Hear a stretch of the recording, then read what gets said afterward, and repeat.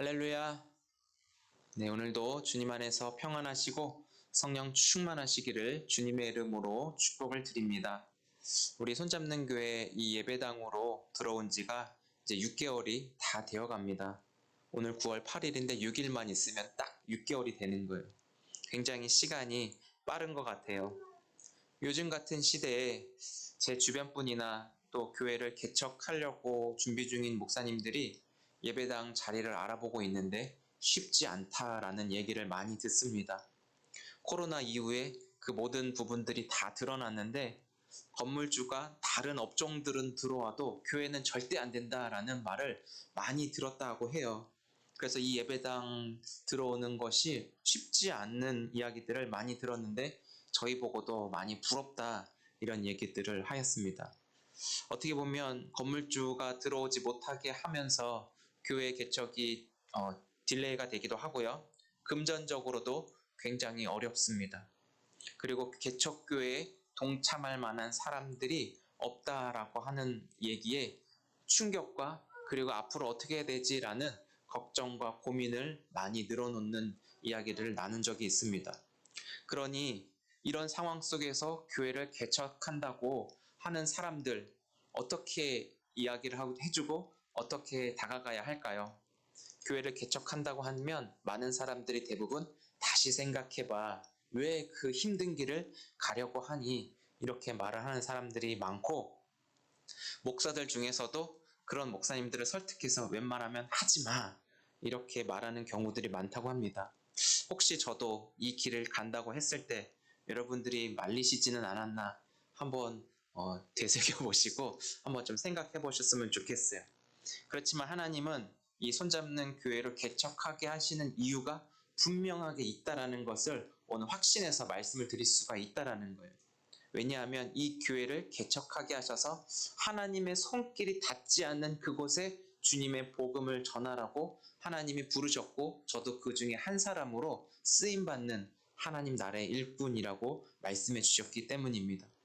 그렇다면 우리가 교회를 계속 개척해서 교회를 세워갈 때 무리하게 다른 교회를 흉내내는 것이 아니라 자신의 형편과 상황에 맞게 주님이 그 순간순간 인도하심을 받아 지혜롭게 나아가는 것이 우리에게는 필요한데요. 우리 손잡는 교회도 개척 교회예요. 그렇죠?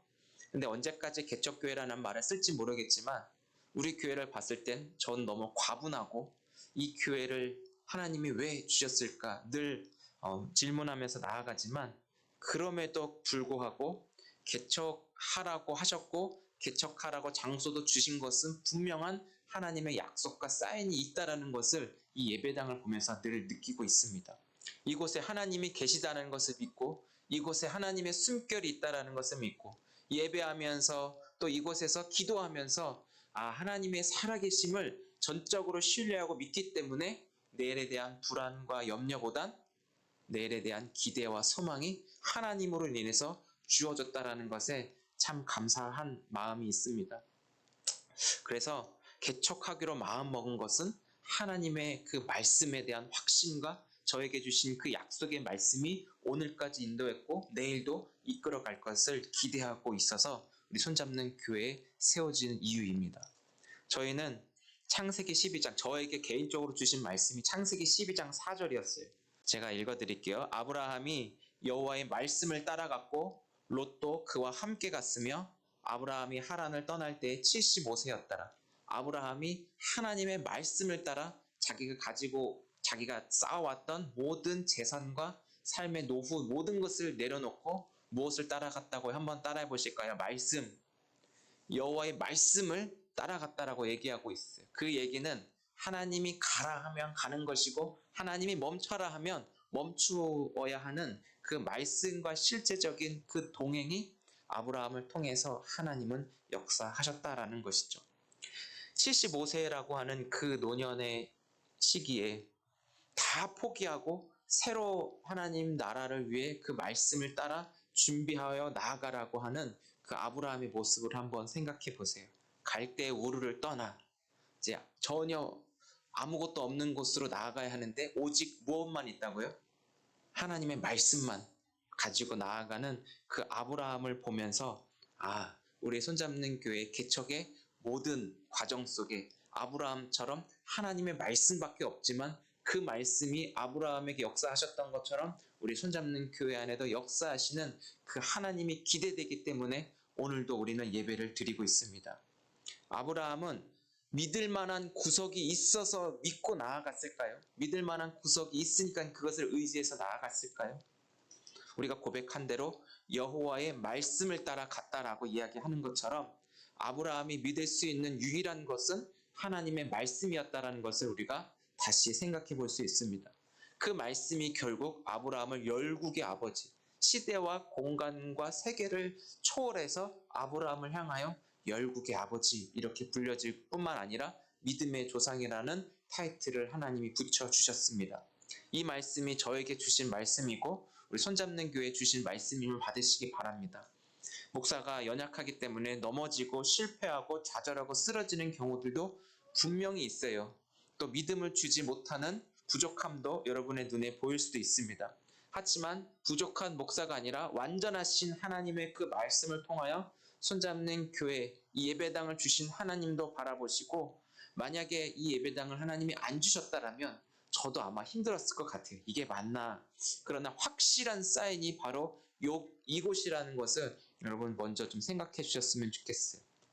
그래서 오늘도 하나님의 시간 속에 우리 손잡는 교회는 하나님의 뜻이 이루어지는 순간 안에 머물고 있음을 기억해 주시기 바랍니다.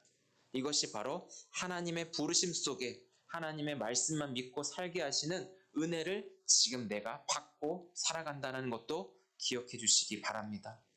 그래서 하나님의 말씀 앞으로 저와 여러분들을 지금 불러주셨고 앞으로도 하나님 한 분만을 온전히 바라보고 하나님께만 소망을 두며 살게 하시도록 하나님이 지금 우리를 만나주고 계심을 믿으시기 바랍니다. 하나님의 시선은 우리를 향하고 있지만 우리가 하나님을 외면한다면 그것이 어떻게 될까요? 우리가 지금 어디에 집중하냐면 지금 이곳에 하나님이 함께 하신다는 것을 믿음의 눈으로 바라봐야지 육안으로는 하나님이 보이지가 않는다라는 거예요. 지금 이곳에도 함께 하실 뿐만 아니라 우리 삶의 자리, 일상에서도 함께 머물고 계신 하나님께 여러분 관심 많이 가지시기 바랍니다. 많이 가지는 정도가 아니라 우리의 생을 들여서도 모든 초점과 시선이 하나님께 먼저 향할 수 있기를 주의 이름으로 축복합니다. 하나님을 바라볼 때 내가 바라보는 하나님이 내 안에 콕 찾아와 주신다라는 거예요. 그 하나님이 말씀으로 내 안에 찾아와 주실 때 그 말씀이 우리의 삶을 이끄시고 우리의 삶을 통해 하나님의 뜻이 이루어지도록 인도하고 계신다는 것을 믿으시기를 주의 이름으로 축복합니다. 우리가 지난주에 레위기 5대 제사 중에 소제에 대해서 말씀을 나눴어요. 오늘 한 번만 더 살펴볼 거예요. 혹시 기억나십니까? 이 소제의 의미는 하나님이 나의 주인 되심을 고백하며 기억하는 제사라고 말씀드렸습니다. 하나님이 나의 주인 되심을 기억하며 고백하여 드리는 제사, 이게 바로 소제예요. 근데 이 소제의 특징은 피가 있다 없다? 피가 없고 고운 가루를 빻아서 기름을 바르고 유향을 입혀 태우는 것이라고 말씀을 드렸습니다. 그래서 하나님이 기뻐 받으시도록 이것이 기념이 되게 하는 제사가 바로 소제라는 것이죠. 근데 11절에 보시면 여호와께 드리는 모든 소제물에는 무엇을 넣지 말래요? 누룩이라고 하는 것을 넣지 말라고 이야기하고 있습니다. 누룩이 무엇인지 다 아시죠? 이 누룩은 바로 농사 짓는 분 앞에서 그리고 오랜 세월 동안 삶의 지혜가 충분하신 분 앞에서 내가 누룩을 감히 말한다는 자체가 좀 부끄럽고 죄송하지만 그래도 성경에서 오늘 누룩에 대한 의미를 잠시 말씀을 좀 나누고자 합니다. 이 제사의 방식 중에 누룩을 사용하지 말라 이 얘기를 하고 있다라는 거예요. 누룩의 기능은 발효시키는 기능이잖아요. 누룩은 발효시킬 때 사용하는 건데 조금 부풀리거나 번식하는 용으로 이 누룩이 사용됩니다.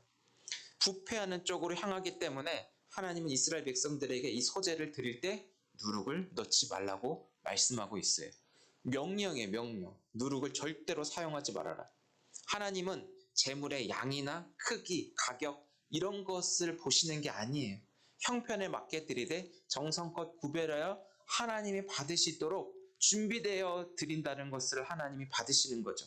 특별히 하나님의 주된 관심은 무엇입니까? 한번 저를 따라해 볼까요? 사람. 하나님은 사람에게 관심이 있다라는 거예요. 그냥 그 재물의 양이나 그런 것보다 정성껏 하나님을 위해서 준비한 그 사람 자체를 하나님은 관심 갖고 눈여겨보신다라는 것이죠. 제사 드리는 사람을 예배자 이렇게 우리가 불렀습니다. 이 예배자가 얼마나 마음에 하나님을 집중하고 마음에 하나님께 관심을 갖고 있는가, 얼마나 하나님을 사랑하는가, 얼마나 그 마음에 간절하게 하나님 뜻대로 살고 싶은가. 그래서 자기의 것을 구별하여 가장 귀한 것을 하나님께 드리는 것을 기뻐하는가. 하나님은 그런 사람을 지켜보고 바라보고 계신다라는 것이죠. 이런 마음을 또한 하나님이 받으신다라는 거예요. 이 마음을 지닌 사람은 실제로 눈에 보이고 손에 잡히는 것을 실질적으로 드리면 어떠실 것 같아요? 마음만 드리는 건 없는 것 같아요. 내 마음이 이래. 실제적으로 마음이 보이지 않는데 어떻게 그 마음을 알겠습니까? 이 마음은 반드시 표현되고 표시가 되도록 드려져야 그 마음이 인정이 되는 것입니다. 마음에 선한 것으로 채워지면 반드시 좋은 것을 나누고 싶은 마음이 우리 안에 있다라는 것이죠. 혹시 이거 다 경험해 보셨죠? 나누는데 오히려 더 마음이 기쁜 우리의 그 생활들을 한번 경험해 보셨죠? 아니에요? 우리 마음에 하나님이 계신다면 우리는 나누는 것이 즐겁고 기쁘게 돼요. 왜요? 나만 간직하고 내 것만 집착하고 아끼게 되면 이런 말이죠. 아끼다 똥 된다 이런 말들이 있는데 아끼면 그냥 썩혀요. 이걸 흘려보내고 좋은 것을 나눌 때 또 채우시는 그 하나님이 경험되어지기 때문에 나누는 중에 우리에게 공급하신 하나님이 경험될 수 있도록 우린 이런 삶을 살아갈 수 있기를 주의 이름으로 축복합니다.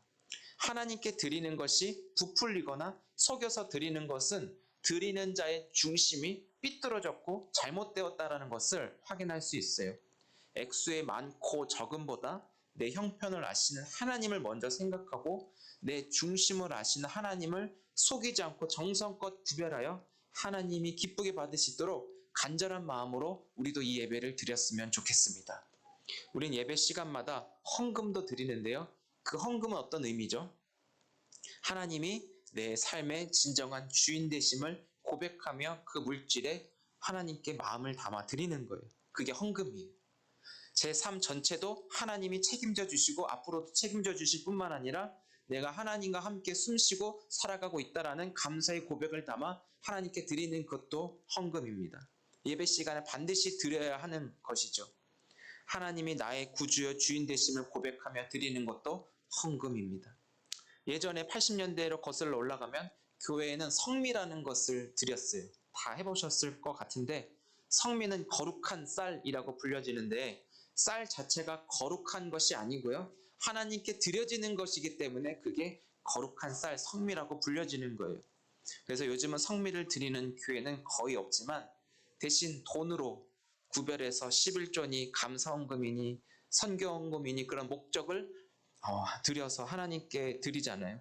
우리는 일상에서 가장 중요하고 가장 좋아하고 없어서는 안 되는 게 돈이에요. 돈. 그렇죠?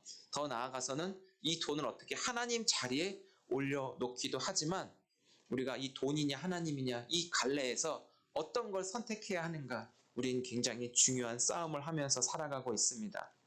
예수 믿는 사람들은 하나님에게 이렇게 축복해 주셨어요.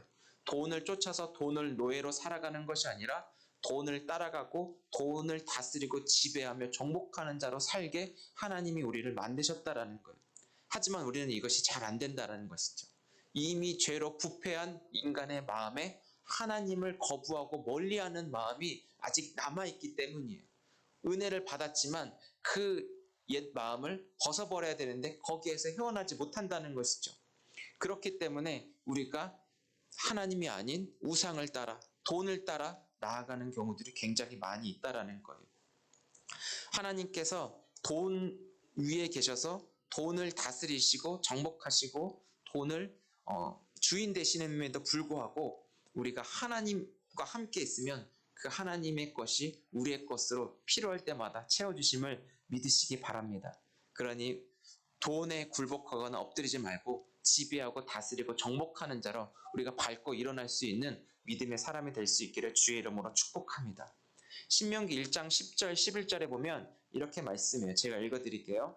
너희의 하나님 여호와께서 너희를 번성하게 하셨으므로 너희가 오늘날 하늘의 별같이 많거니와 너희 조상의 하나님 여호와께서 너희를 현재보다 1000배나 많게 하시며 너희에게 허락하신 것과 같이 너희에게 복 주시기를 원하노라. 아멘.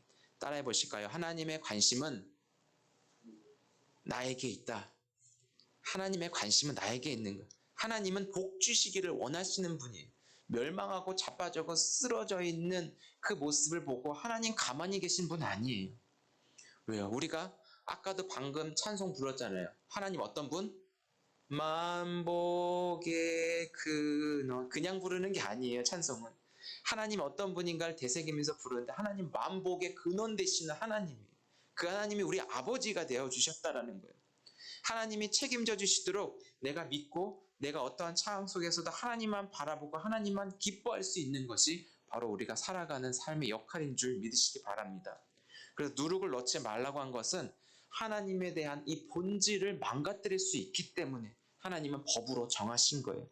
부패하여 썩어지게 만드는 것이 아니라 영원히 썩지 않는 그 하나님의 그 본질, 하나님의 그 말씀 앞에 서기를 원하셨다라는 것이죠. 누룩으로 본 모습이 변질이 되면 하나님 그거 받지 않으십니다. 사람은 거룩하게 하나님을 닮아야 되는데 사람이 점점 악하게 부패되는 자들이 너무나 많이 있음을 보게 되죠. 왜요? 사람들은 쉽게 성과만 내려고 하기 때문이에요. 정성이 없이 편한 것만 추구하다 보니까 상대방은 상관없이 나 우선적, 나 기분적, 내 마음대로 만족하면 된다고 생각하기 때문에 하나님도 멀리하는 성향이 많이 있다라는 것이죠. 하나님은 당신의 백성들이 드려지는 깨끗하고 순전하고 준비되고 구별되어 가장 좋은 것으로 받으시기를 원하세요. 우리도 마찬가지잖아요. 아닌가요? 누군가 우리에게 베풀어 줄 때 썩은 거 주고 문드러진 거 주고 받는 사람의 기분이 어떨까? 하나님도 마찬가지일 것 같아요. 하나님도 가장 좋은 것으로 받는 우리가 기뻐하도록 하나님 주셨잖아요. 누룩을 넣지 말아라. 즉 변질되어 스스로 하나님을 떠날 수가 있다라는 것을 경고하고 누룩을 넣지 말 것을 말씀하고 있어요.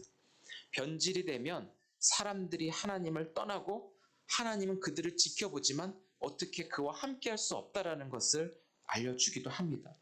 어떤 사람들이 이렇게 얘기합니다. 나쁜 의미로 말할 때 너 변했어? 예전에 안 그랬는데 너 왜 그러는 거야? 이러면서 빨리 원래 너의 모습으로 돌아와. 사춘기 아이들을 향하여 특히 부모들이 많이 이렇게 얘기하는 것 같은데 이 말을 듣는 사람은 아니야 나 원래 이랬어 스스로 자기를 부인하는 경우들도 많이 있어요.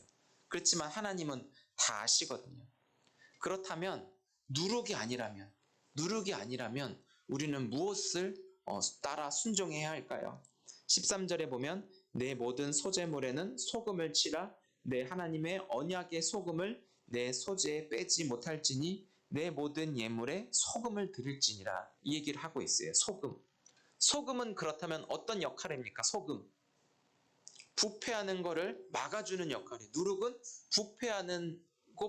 부패하여 번식하는 역할이 누룩이라면 소금은 부패하는 것을 막아주는 게 소금의 역할이에요. 이 소금 앞에 어떤 소금이래요? 한번 좀 따라해 볼까요? 언약의 소금이라고 불러주는데 이것은 하나님과의 그 관계성을 의미한다라는 거예요. 언약은 피로 맺은 관계를 말해요. 하나님과의 피로 맺은 관계를 얘기해요. 그러니까 생명을 담보로 나는 너와 관계를 맺었어. 하나님이 이렇게 우리에게 말씀해 주시는 것이죠. 하나님이 우리를 받아주신 것도 누군가의 그 희생 제사가 있었기 때문에 그 희생에는 피가 담보로 있다라는 거예요. 누군가의 피가 생명의 값을 지불되어 하나님이 우리를 당신의 백성 자녀로 얻게 됐고 하나님의 자녀로 받아들여지게 된 것이 우리는 은혜라고 불려지게 된 거예요. 그래서 이 은혜를 잃어버리지 않기 위해 무엇을 쳐라? 소금을 치라는 거예요.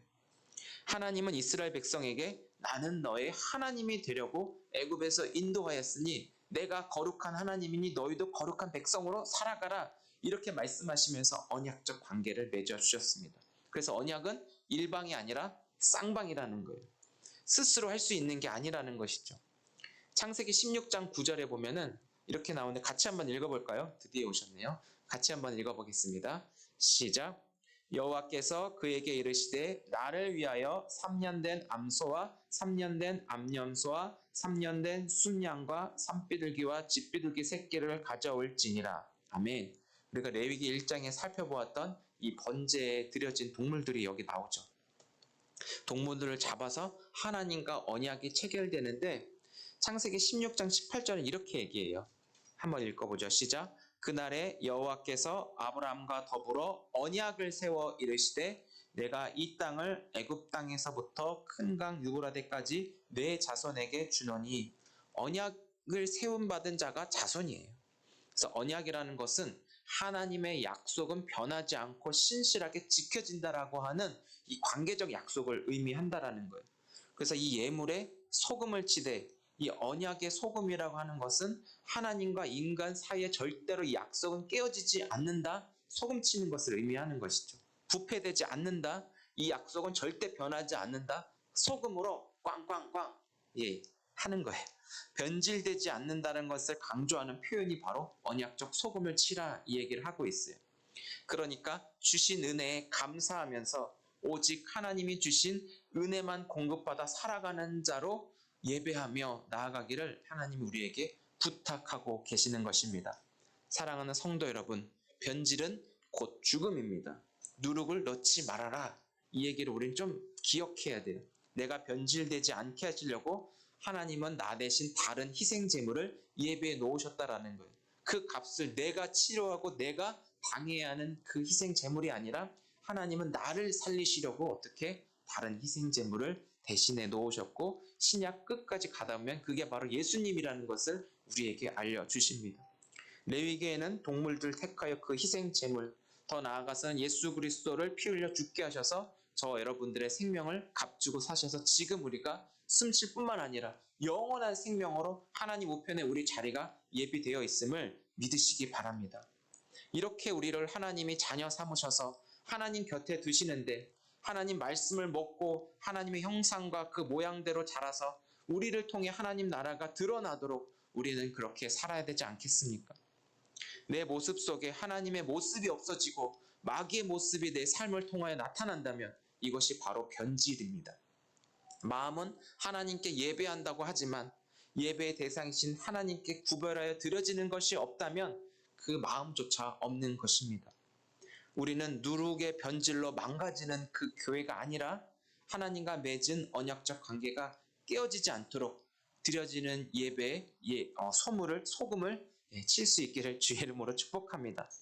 예수님의 맛을 내는 소금으로 주님, 당신이면 내가 족합니다. 만족합니다. 충분합니다. 그 어떤 것으로 내가 변질되지 않도록 예수님이 친히 나의 소금이 되어주셔서 수많은 유혹들과 수많은 제한들에 넘어지지 않도록 나를 붙들어 주셔서 이게 바로 소금의 역할입니다.